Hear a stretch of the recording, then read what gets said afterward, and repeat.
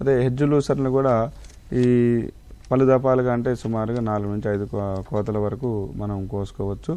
అదే TSHL 1 అనే రకము మంచి అనుకూలమైన రకం, ఇది ప్రాచుర్యంలో ఉన్నది.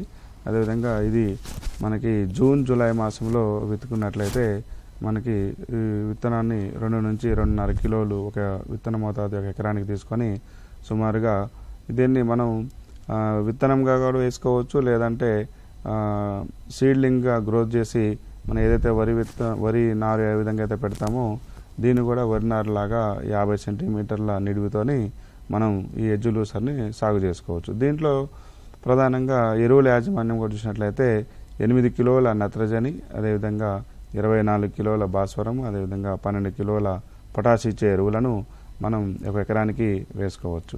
అదే సూటిగా చూసినట్లయితే సూపరు 150 కిలోలు ఒక ఎకరానికి, అదేవిధంగా యూరియా 20 కిలోలు ఒక ఎకరానికి, పొటాషు 20 కిలోలు ఒక ఎకరానికి వేసుకున్నట్లయితే మనకి సుమారుగా 4 నుంచి 5 కోతల్లో 50 టన్నుల వరకు ఒక ఎకరానికి వేసుకోవచ్చు.